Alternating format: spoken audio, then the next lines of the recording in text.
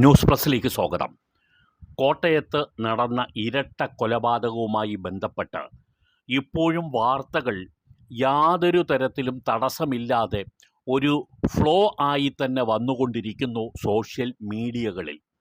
കാരണം ജനങ്ങൾ മുഴുവൻ ഇത് ഒരു കൊലപാതകം തന്നെയാണ് എന്നും ഈ കൊലപാതകം നടത്തിയത് അമിത് ഒറാങ് എന്ന വ്യക്തി അല്ല എന്നും വിശ്വസിക്കുന്നു. ഇതിൻ്റെ പിന്നിൽ ഒരു വൻ ലോബി ഉണ്ടെന്നും ആ ലോബി തന്നെയാണ് വിജയകുമാറിൻ്റെ മകനെ കൊലപ്പെടുത്തിയതെന്നും വിശ്വസിക്കുന്നു. അനുബന്ധമായി എല്ലാ ചേരുവകകളും ചൂണ്ടിക്കാണിക്കുന്നതും അതുതന്നെയാണ്. പല തരത്തിലുള്ള വ്യാഖ്യാനങ്ങളും ഇതിൻ്റെ കൂടെ വരുന്നുള്ളത് നമുക്ക് അറിയേണ്ടതായ ചില വസ്തുതകളും അതിലെല്ലാം ഉണ്ട്. കാരണം ഈ കൂട്ടക്കൊലപാതകം താൻ തന്നെയാണ് ചെയ്തത് എന്ന് വരുത്തി തീർത്തുകൊണ്ട് യഥാർത്ഥ പ്രതികളെ രക്ഷപ്പെടുത്തുന്നതിന് അമിത് ഒറാങ്ങിനെ ആയുധമാക്കി എന്നുള്ളതാണ് ഏറ്റവും സ്ഥിരീകരിക്കപ്പെട്ട വിവരം. പോലീസ് അമിത് ഒറാങ്ങിനെ കിട്ടിയതോടുകൂടി ഈ കേസിൻ്റെ മറ്റ് അന്വേഷണങ്ങൾ അവസാനിപ്പിച്ചു എന്ന് വേണം കരുതാൻ. കാരണം CBI ബാക്കി ഉണ്ടെങ്കിൽ അന്വേഷിച്ചോട്ടെ എന്ന നിലപാടിൽ ആയിരിക്കാം. CBI ഇപ്പോൾ വന്നിരിക്കുന്നത് ഈ വിജയകുമാറിൻ്റെ മകനെ കൊലപ്പെടുത്തിയതുമായി ബന്ധപ്പെട്ട അന്വേഷണത്തിലാണ്. ഈ അന്വേഷണം CBIയുടെ പരിധിയിൽ വരണമെന്നില്ല. പക്ഷേ CBI ഇത് കണക്റ്റ് ചെയ്ത് അന്വേഷിക്കാൻ കാരണം ഈ പിന്നിൽ പ്രവർത്തിച്ച ആളുകൾക്ക് മകനോടുള്ള വൈരാഗ്യം ഉണ്ടായിരുന്നതുകൊണ്ട് ആദ്യം മകനെ വകവരുത്തുന്നു, തുടർന്ന് വിജയകുമാറിനെയും ഭാര്യയെയും വകവരുത്തുന്നു. ഈ രണ്ടാമത്തെയും ഒന്നാമത്തെയും വകവരുത്തലുകൾക്ക് പിന്നിൽ വൈരാഗ്യമാണോ സാമ്പത്തികപരമായ നേട്ടമാണോ എന്നുള്ളതാണ് ഇനി കണ്ടറിയാൻ ഉള്ളത്. വിജയകുമാറിന് മറ്റ് സംസ്ഥാനങ്ങളിൽ ഉള്ള വസ്തുവകകൾ യഥാർത്ഥത്തിൽ ഏതൊക്കെയാണെന്ന് മകൾക്ക് പോലും അറിയുമോ എന്ന് അറിയില്ല. കാരണം വിജയകുമാർ മറ്റ് കൂടുതൽ ബന്ധുക്കളുമായൊക്കെ വലിയ അടുപ്പം മുമ്പ് സൂക്ഷിച്ചിരുന്നില്ല എന്നുള്ളതാണ് അറിയാൻ കഴിയുന്ന വിവരം. മകൻ്റെ മരണശേഷമാണ് ബന്ധുക്കളുമൊക്കെ ആയിട്ട് വിജയകുമാറും ഭാര്യയും ഒരു അടുപ്പം ഉണ്ടാക്കിയിട്ടുമുള്ളത്. അപ്പം അതുകൊണ്ട് തന്നെ വിജയകുമാറിൻ്റെ സ്ഥലങ്ങൾ എവിടെയൊക്കെയാണ് ഉള്ളത്, അതിന്മേൽ എന്തൊക്കെ ഡീലിങ്സ് നടന്നിട്ടുണ്ട്, അതിലെന്തെങ്കിലും സാമ്പത്തികപരമായി ലഭിക്കേണ്ട ബാക്കികൾ ഉണ്ടോ എന്നുള്ള വിവരമൊക്കെ അറിയാവുന്നത് വിജയകുമാറിനും ഒരുപക്ഷെ അദ്ദേഹത്തിൻ്റെ ഭാര്യയ്ക്കും അതിനുശേഷം അദ്ദേഹത്തിൻ്റെ മകനുമായിരിക്കാം. ഈ പെൺകുട്ടി മകൾ ഗായത്രി പഠിക്കാൻ വിദേശത്ത് ആയിരുന്നത് കൊണ്ട് തന്നെ ആ കുട്ടിക്ക് ഇതിനെ സംബന്ധിച്ച് കൂടുതൽ വിശദീകരണങ്ങൾ അറിയാൻ സാധ്യതയില്ല. അങ്ങനെ വരുമ്പോൾ വിജയകുമാറിൻ്റെ കുടുംബത്തിനെ തന്നെ ഇല്ലാതാക്കിയാൽ ഏതെങ്കിലും വലിയ വസ്തുവിൻ്റെ ഡീൽ പുറത്ത് വരാതെ അതിൻ്റെ സാമ്പത്തിക ഗുണം തങ്ങൾക്ക് തന്നെ നിൽക്കും എന്ന ബോധ്യപ്പെട്ട ഏതോ ഒരു സാമ്പത്തികപരമായി ഉന്നതനായ ഒരു വ്യക്തി, അന്യസംസ്ഥാനക്കാരൻ ആകണം, അദ്ദേഹം തീരുമാനിക്കുകയും അതിനുവേണ്ടി ഈ കുടുംബത്തിനെ ഇല്ലാതാക്കാനുള്ള നീക്കങ്ങൾ നടത്തുകയും ചെയ്തു. അതിനെ ഈ ഒറാങ് എന്ന് പറയുന്ന ഈ ഇപ്പോൾ പിടിക്കപ്പെട്ടിരിക്കുന്ന പ്രതി അമിത് ഒറാങ്ങിനെ ഒരു വാടക കൊലയാളിയാക്കി മാറ്റുകയുമാണ് ചെയ്തിരിക്കുന്നത്. പക്ഷേ പോലീസ് അമിതിനെ കിട്ടിയതോടുകൂടി അമിതുമായി ചേർന്നിട്ടുള്ള മറ്റ് പല സംഭവങ്ങളും ഇല്ലെങ്കിൽ അമിതുമായി ബന്ധപ്പെട്ടിട്ടുള്ള പല കാര്യങ്ങളും യഥാർത്ഥത്തിലുള്ള അന്വേഷണത്തിലേക്ക് പോയിട്ടുണ്ടോ എന്ന് സംശയിക്കേണ്ടിയിരിക്കുന്നു. ഈ വീട്ടിലെ വേലക്കാരനെ പോലും, അതായത് സെക്യൂരിറ്റിക്കാരനായി നിൽക്കുന്ന വ്യക്തിയെപ്പോലും ശരിയായ രീതിയിൽ ഉള്ള ചോദ്യം ചെയ്യൽ നടന്നിട്ടുണ്ടാവാനുള്ള സാധ്യത കുറവാണ്. ഇദ്ദേഹം കേൾവിക്കുറവുള്ള ഒരു വ്യക്തിയാണ് എന്നുള്ളതാണ് ഇദ്ദേഹത്തിന് കൊടുക്കുന്ന ഒരു പ്രിവിലേജ്. ഇദ്ദേഹം ഹിയറിംഗ് എയ്ഡ് ഉപയോഗിക്കുന്നുണ്ട്. ഹിയറിംഗ് എയ്ഡ് ഉപയോഗിക്കുന്ന ഒരു വ്യക്തിക്ക് കാര്യങ്ങളൊക്കെ കേൾക്കാൻ കഴിയും. ഹിയറിംഗ് എയ്ഡ് വെച്ചിരിക്കണം എന്നുള്ളത് കൊണ്ട് മാത്രമാണ്. ഞാൻ നേരിട്ട് ആ വീട്ടിൽ പോയപ്പോൾ ഈ വ്യക്തിയെ കണ്ടതാണ്. ഈ സെക്യൂരിറ്റിക്കാരൻ ശരിക്കു പറഞ്ഞാൽ ഒരു നിസ്സംഗനായ ഒരു വ്യക്തിയായി, ബലഹീനനായ, ദുർബലനായ, കാര്യങ്ങളോട് വലിയ പ്രതികരണ ശേഷി ഇല്ലാത്ത ഒരു ശുംഭനെന്ന് നമുക്ക് തോന്നാവുന്ന തരത്തിലുള്ള ഒരു വ്യക്തിയാണ്. ഈ സെക്യൂരിറ്റിയെ എന്തുകൊണ്ട് വിജയകുമാർ തൻ്റെ മകൻ്റെ മരണശേഷവും ആ വീട്ടിൽ സെക്യൂരിറ്റിയായി തന്നെ നിലനിർത്തി എന്നുള്ളതും ദുരൂഹമാണ്. ഇതുമായി ബന്ധപ്പെട്ട് ഞാൻ ആ വീട്ടിൽ ഇടയ്ക്ക് ജോലിക്ക് വരുന്ന ഒരു വ്യക്തിയോട് ചോദിച്ചതാണ്. അപ്പം അദ്ദേഹം പറഞ്ഞത്, ഇടയ്ക്ക് ഈ പറയുന്ന ഈ സെക്യൂരിറ്റിക്കാരൻ, തമിഴ്നാട്ടുകാരൻ വീട്ടിലേക്ക് പോകും, പിന്നെ തിരിച്ചു വരില്ല.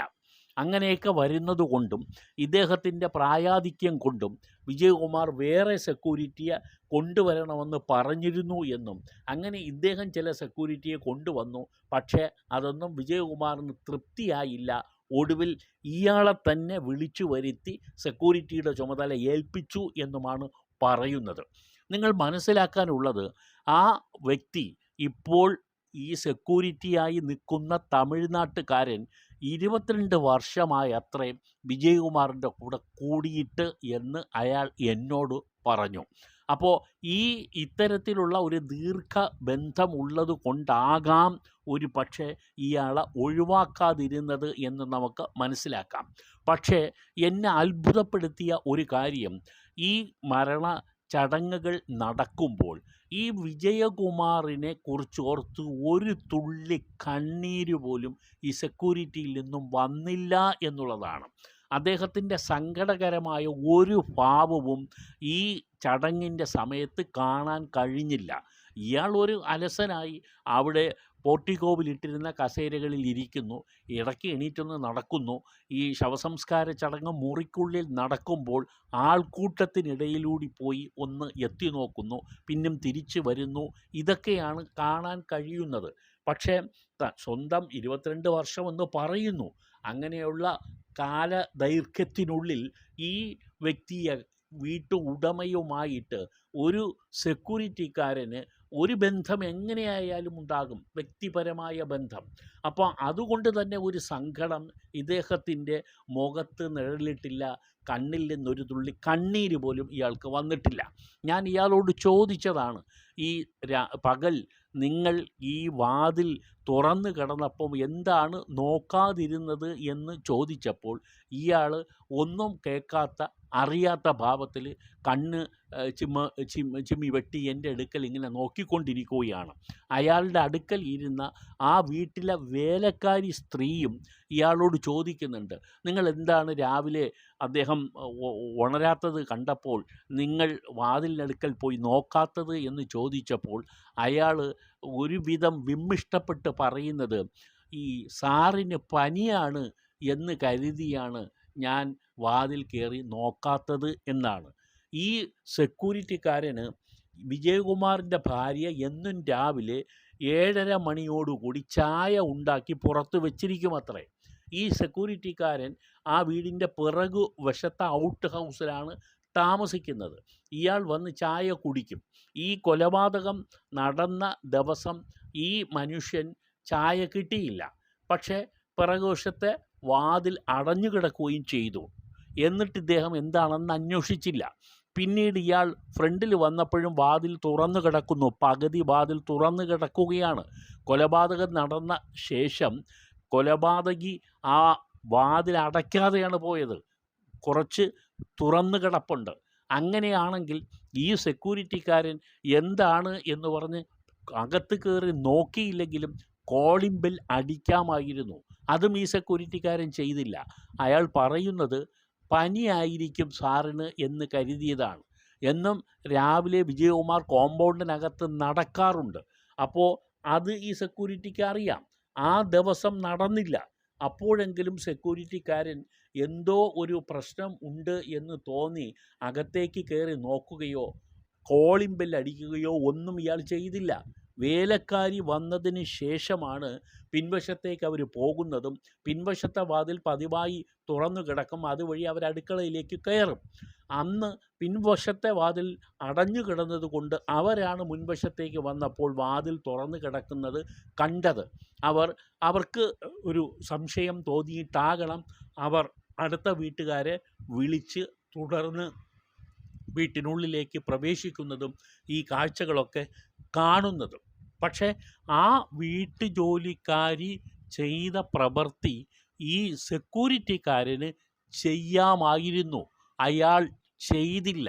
സെക്യൂരിറ്റിക്കാരന് എല്ലാ തരത്തിലും ഉള്ള സപ്പോർട്ട് കൊടുക്കപ്പെടുന്നത് അയാൾക്ക് കേൾവിക്കുറവുണ്ട്, അയാൾ ദുർബലനാണ്, ആരോഗ്യവാനല്ല, അയാൾക്ക് ഇതിലൊന്നും ഒരു പങ്കുമില്ല, അറിവില്ല എന്നതൊക്കെയാണ്.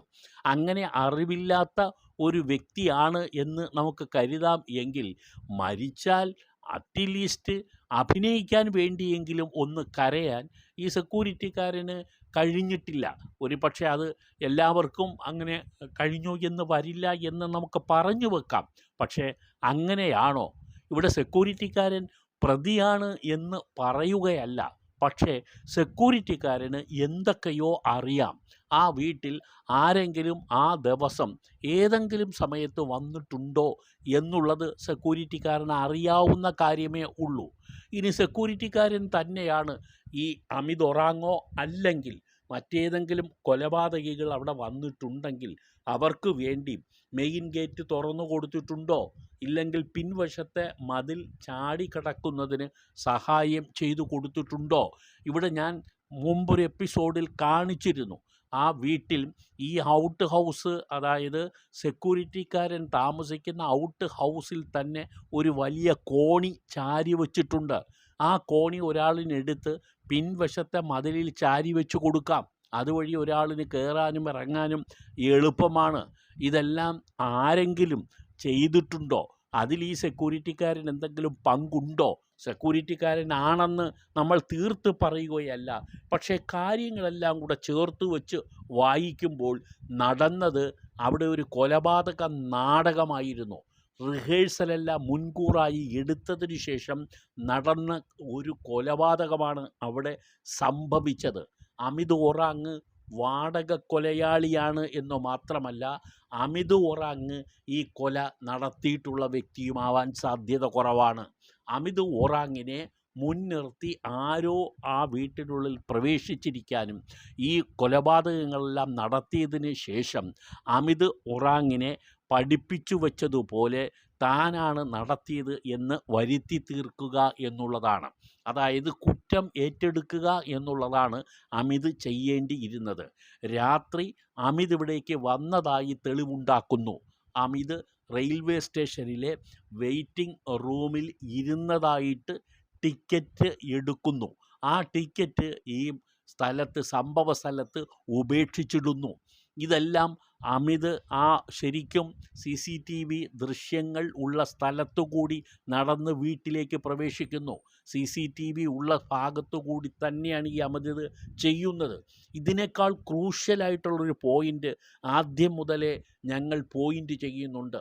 അത് പ്രധാന വാതിൽ ജനലിൻ്റെ ഒരു ഭാഗം സ്ക്രൂ ഡ്രൈവർ ഉപയോഗിച്ച് അകത്തേക്ക് തുരന്ന് അതുവഴി വിരലിട്ട് ചെറിയ ജനൽ തുറക്കുകയും ആ ജനലിൽ നിന്നും വീണ്ടും കൈ അകത്തേക്കിട്ട് വലിയ വാതിലിൻ്റെ ലോക്ക് താഴേക്കിടുകയും ചെയ്യുന്നു എന്നുള്ളതാണ്. ഹുക്ക് താഴേക്കിടുകയും ചെയ്യുന്നു എന്നുള്ളതാണ് പോലീസ് വെർഷൻ. പക്ഷേ ഇതവിടെ സംഭവിച്ചിട്ടില്ല എന്നുള്ളതാണ് കാണാൻ കഴിയുന്ന, നേരിട്ട് കാണാൻ കഴിയുന്ന യാഥാർത്ഥ്യം. ഇതെല്ലാം കൂടി ഞങ്ങൾ പ്രത്യേകിച്ച് ഒരു ചിത്രീകരണം നടത്തുകയും ചെയ്യുന്നുണ്ട്. അതായത് ഈ വീട്ടിലേക്ക് ഇത്തരത്തിൽ എങ്ങനെ ആകും അമിത് ഒറാങ് ഇതിനകത്തേക്ക് കടന്നിരിക്കാൻ സാധ്യത, കടന്നിട്ടുണ്ടെങ്കിൽ. ഇല്ലെങ്കിൽ അമിത് ഒറാങ് ഫ്രണ്ടിൽ വന്ന് ബാക്കിയുള്ള കാര്യങ്ങൾ നടത്തുന്നു. അതായത് അവിടെ വച്ചിരിക്കുന്ന CCTVയുടെ ഭാഗങ്ങൾ അമിത് ഒറാങ്ങിനെ കൊണ്ട് എടുപ്പിച്ചു കൊണ്ടുപോകുന്നു. അമിത് ഒറാങ്ങിൻ്റെ അവിടെയുള്ള ഫിംഗർ പ്രിൻറ്റുകൾ അവിടെയൊക്കെ പതിക്കത്തക്ക നിലയിൽ വരുത്തുന്നു. ഇതെല്ലാം തന്നെ സംഭവിക്കുന്നത് ഒരു റിഹേഴ്സൽ നടത്തിയിട്ട് ചെയ്യുന്നത് പോലെയാണ്. അമിത് ഒറാങ് പ്രതിയാകണം എന്ന് പലർക്കും ഉദ്ദേശമുണ്ട്. യഥാർത്ഥ പ്രതി രക്ഷപ്പെടണം. അപ്പോൾ ഇവിടെ കൊലപാതകം നടത്താൻ ഒരു പ്രതി വേണം. ആ പ്രതിയാണ് അമിത് ഒറാങ്. ഈ പ്രതിയെ ശരിക്കും കുറേ വർഷങ്ങളെന്ന് വേണമെങ്കിൽ നമുക്ക് പറയാം. 2 വർഷമെങ്കിലും നമുക്ക് പറയാൻ കഴിയും. അതിൻ്റെ യഥാർത്ഥ വിവരം നിങ്ങളുമായി പിന്നീട് പങ്കുവെക്കുന്നുണ്ട്. അമിത് ഒറാങ് ബോധപൂർവം വിജയകുമാറുമായി ഒരു നല്ല സൗഹൃദത്തിൽ എത്തുകയാണ്. ഈ സൗഹൃദത്തിൽ എത്തുമ്പോൾ ആ അമിത് ഒറാങ്ങിനോടൊപ്പം ഒരു സ്ത്രീ കൂടി ഉണ്ട്. അമിത് ഒറാങ് ഭാര്യയാണെന്ന് പറഞ്ഞ് കൊണ്ടുവന്ന സ്ത്രീയാണ്. ഈ സ്ത്രീ ഈ അമിത് ഒറാങ്ങുമായി വിജയകുമാർ എങ്ങനെ, ഏത് അവസരത്തിൽ, എവിടെ വച്ചാണ് ശരിയായ രീതിയിൽ പരിചയപ്പെട്ടതെന്നും ഈ അമിത് ഒറാങ്ങിനെ വിജയകുമാർ 100% വിശ്വാസത്തിൽ എടുത്ത് തൻ്റെ ഇന്ദ്രപ്രസ്ഥ ഓഡിറ്റോറിയത്തിലെ ജോലിയിൽ നിന്നും വീട്ടിലേക്കുള്ള ജോലിയിലേക്ക് മാറ്റിയത് എന്നും മനസ്സിലാക്കേണ്ടതുണ്ട്. ഇവിടെ അങ്ങനെ വിശ്വാസം ആർജിച്ച അമിത് ഒറാങ് ഒടുവിൽ വിജയകുമാറുമായിട്ടുള്ള ബന്ധം വഷളാക്കുന്നതിന് ബോധപൂർവം ഒരു പ്രശ്നം ഉണ്ടാക്കുന്നു. മൊബൈൽ ഫോൺ മോഷ്ടിക്കുന്നു. അത് വിജയകുമാർ പിടിക്കപ്പെടുമെന്നറിഞ്ഞുകൊണ്ട് തന്നെ അമിത് ഒറാങ് ചെയ്തതാകണം. അതിൽ നിന്നും പണം ട്രാൻസ്ഫർ ചെയ്യുന്നു. അതോടെ വിജയകുമാർ അമിത് ഒറാങ്ങുമായി തെറ്റുന്നു. ഇത് തെറ്റുക അല്ലെങ്കിൽ തെറ്റിക്കുക എന്നുള്ളത് തന്നെയാണ് അമിത് ഒറാങ്ങിൻ്റെയും അമിത് ഒറാങ്ങിനെ നിയോഗിച്ച ആളുകൾ കൊടുത്ത നിർദ്ദേശവും. അങ്ങനെ തെറ്റിയതിന് ശേഷമാണ് ഈ വിജയകുമാർ പോലീസ് സ്റ്റേഷനിലേക്ക് പരാതി കൊടുക്കുന്നതും അമിത് ഒറാങ്ങിനെ പോലീസ് അറസ്റ്റ് ചെയ്യുന്നതും അയാൾക്ക് ജാമ്യം പോലും കിട്ടാതെ ജയിലിൽ കിടക്കേണ്ടി വന്നതും കുറച്ച് നാളുകൾക്ക് ശേഷം 2 സ്ത്രീകൾ വന്ന് അയാളെ മോചിപ്പിച്ചതും ഒക്കെ. ഈ സംഭവത്തിന് ശേഷം അയാളെ ഭാര്യ പിണങ്ങിപ്പോയി എന്ന് പറയുന്നു. ഈ ഭാര്യയും ഈ നാടകത്തിലെ ഒരു കണ്ണി ആകണം. അവരെയും ഈ യഥാർത്ഥ കൊല നടത്തിയ വ്യക്തികൾ നിയോഗിച്ചതാകാനാണ് സാധ്യത. കാരണം വിജയകുമാറിനെ പാട്ടിലാക്കുന്നതിന് ഏതൊക്കെ തരത്തിലുള്ള തന്ത്രം നടത്താമെന്ന് ആലോചിച്ചിട്ട് അത് പ്രകാരമാണ് ഈ 2 പേരെയും തന്ത്രപൂർവം വിജയകുമാറിൻ്റെ അടുക്കൽ എത്തിച്ചതും ആ വിജയകുമാറുമായിട്ട് സൗഹൃദം നടത്തിയതും ആ സൗഹൃദത്തിൻ്റെ അടിസ്ഥാനത്തിൽ പ്രശ്നങ്ങൾ ബോധപൂർവം ഉണ്ടാക്കി ഇവർ തമ്മിൽ തെറ്റിക്കാനും അത് ഒരു വൈരാഗ്യമാണെന്ന് വരുത്തി തീർത്തി അല്ലെങ്കിൽ വളർത്തിയെടുത്ത് ഈ കൊലപാതകത്തിലേക്ക് നയിക്കുകയും ചെയ്തത്. അമിത് ഒറാങ് ഉറക്കെ പറയുന്നു, ഞാൻ വിജയ വിജയ എന്ന് വിളിച്ചുകൊണ്ടാണ് കൊലപ്പെടുത്തിയത്. എന്താണ് അതിൻ്റെ പൊരുൾ? അങ്ങനെ ഒരു വാർത്ത പുറത്ത് വരുന്നത് ഇയാൾ പറഞ്ഞതായിട്ട് പോലീസിൽ പറഞ്ഞു എന്നുള്ളതാണ്. അമിത് ഒറാങ് പോലീസ് നടത്തിയ കുറ്റസമ്മതത്തിനിടയിൽ ഈ കാര്യം പറഞ്ഞു എന്നാണ് പിന്നീട് വാർത്താ മാധ്യമങ്ങളിൽ വന്ന കാര്യം.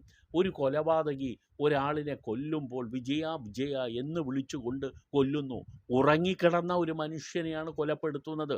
അല്ലാതെ ഈ വിജയകുമാർ എഴുന്നേറ്റ് വന്ന് വാതിൽ തുറന്നു കൊടുത്തതല്ല. ഉറങ്ങിക്കിടക്കുമ്പോഴാണ് മർഡർ നടന്നിരിക്കുന്നത് 2 പേരുടെയും. അപ്പോൾ ഈ പറയുന്നതിൽ പലതിലും ദുരൂഹതയുണ്ട്. ആരൊക്കെയോ ഇപ്പോഴും ഈ കുറ്റകൃത്യം പൊതിഞ്ഞു പിടിക്കുന്നുണ്ട് ഔദ്യോഗികമായി തന്നെ. ആ പൊതിഞ്ഞു പിടിച്ചുകൊണ്ടാണ് ഈ കേസ് അന്വേഷണം അമിത് ഒറാങ്ങിൽ തന്നെ അവസാനിപ്പിക്കുന്നത്. അമിത് ഒറാങ് ഇത് കഴിഞ്ഞിട്ട് ലോഡ്ജിൽ പോയി ലോഡ്ജ് വെക്കേറ്റ് ചെയ്തിട്ട് ഏത് ട്രെയിനിലാണ് തൃശ്ശൂരിലേക്ക് പോയത് എന്ന് ഇപ്പോഴും വ്യക്തമല്ല. 3 ദിവസം അമിത് ഒറാങ് പകൽ മുഴുവൻ ഈ ലോഡ്ജിലുണ്ടായിരുന്നോ? അമിത് ഒറാങ്ങിനെ ആരെങ്കിലും കാണാൻ വന്നിട്ടുണ്ടോ? ഈ സ്ത്രീയെ താമസിപ്പിച്ചപ്പോൾ അമിത് ഒറാങ്ങിൻ്റെ ഭാര്യയായിട്ട് ഈ ഔട്ട് ഹൗസിൽ താമസിപ്പിച്ചപ്പോൾ ആ സ്ത്രീയെ കാണാൻ ആരെങ്കിലും വന്നിരുന്നോ? ഏതെങ്കിലും പുരുഷൻ അവിടെ വന്നിട്ടുണ്ടോ എന്ന് പരിശോധിക്കേണ്ടതുണ്ട്. വന്നിട്ടുണ്ട് എന്ന് തീർച്ചയാണ്. കാരണം ഇതിനെ ബന്ധപ്പെട്ടവരെയൊക്കെ ചോദ്യം ചെയ്താൽ ആ വിവരം വെളിയിൽ വരും. ഇതെല്ലാം തന്നെ ദുരൂഹമായ ഒരു പ്ലാൻഡ് ഡ്രാമയാണ്. ഇത് നടത്താൻ നല്ല തന്ത്രപൂർവപരമായ കാര്യങ്ങളാണ് ചെയ്തു തീർത്തത്. മകൻ്റെ കൊലപാതകം വെറും ആത്മഹത്യയാണെന്ന് വരുത്തി തീർത്തപ്പോൾ അത് അന്വേഷണത്തിൽ വിശ്വസിച്ച് കോടതിയെ ബോധ്യപ്പെടുത്തിയതാണ് അന്ന് പോലീസിൻ്റെ എൻക്വയറി. അത് ലോക്കൽ പോലീസും ക്രൈംബ്രാഞ്ചും നൽകിയതിലും ആ തരത്തിലുള്ള റിപ്പോർട്ടായിരുന്നു. അതാണ് ഹൈക്കോടതി തള്ളിക്കളഞ്ഞുകൊണ്ട് ഇപ്പോൾ CBI എൻക്വയറിക്ക് ഉത്തരവിട്ടത്. അതിന് 2 മാസം തികയുന്നതിനു മുമ്പ് യഥാർത്ഥത്തിൽ CBIക്ക് കൃത്യമായി മൊഴി കൊടുക്കേണ്ടിയിരുന്ന വിജയകുമാർ മരണപ്പെട്ടിരിക്കുന്നു. ഭാര്യയും മരണപ്പെട്ടിരിക്കുന്നു. ഇവരുടെ മൊഴികൾ നിർണായകമാകുമായിരുന്നു. ആരാണ് യഥാർത്ഥത്തിൽ ഇവർ സംശയിക്കുന്നത് മകൻ്റെ മരണത്തിൽ എന്ന് പറയേണ്ടിയിരുന്നതാണ്. അത് ആ അവസരം നഷ്ടപ്പെടുത്തുക എന്നുള്ളതാണ് ഈ കൊലപാതകത്തിൻ്റെ ഉദ്ദേശം. ഉറപ്പാണ് അമിത് ഒറാങ് വെറും ഒരു വാടക കൊലയാളിയാണ്, ഒരു ടൂളാണ് അമിത് ഒറാങ്. അമിത് ഒറാങ്ങിനെ ഉപയോഗിച്ച് ആരോ ഒരു റിമോട്ട് ചലിപ്പിച്ചിരിക്കുന്നു. അത് വിജയകുമാറിനെ ഉന്മൂലനം ചെയ്യുക എന്നുള്ളതാണ്. അതിൻ്റെ പിന്നിൽ വൈരാഗ്യം തന്നെയാണോ അതോ അതിൻ്റെ പിന്നിൽ സാമ്പത്തിക നേട്ടമുണ്ടാക്കാനുള്ള നീക്കമാണോ എന്നുള്ളതാണ്. പ്രോപ്പർ അന്വേഷണം തന്നെ വേണ്ട ഒരു കേസാണ് കോട്ടയത്തെ ഇരട്ട കൊലപാതകം. ഇനി ഈ അമിത് ഒറാങ്ങിൻ്റെ മകൻ മരണപ്പെട്ടതുമായി നടന്ന ഹൈക്കോടതിയിൽ എത്തിയിട്ടുള്ള വിവരങ്ങൾ, അതിൻ്റെ അടിസ്ഥാനത്തിൽ തന്നെ ഒരു പ്രത്യേക എപ്പിസോഡ് ചെയ്യുന്നുണ്ട്. എങ്ങനെയാണ് ഹൈക്കോടതി ഇത് ഒരു സൂയിസൈഡ് അല്ല ഹോമിസൈഡ് തന്നെയാണെന്ന് കണ്ടെത്തിയതിൻ്റെ നിഗമനങ്ങൾ, അതും ഈ ചാനലിൽ പ്രതീക്ഷിക്കുക.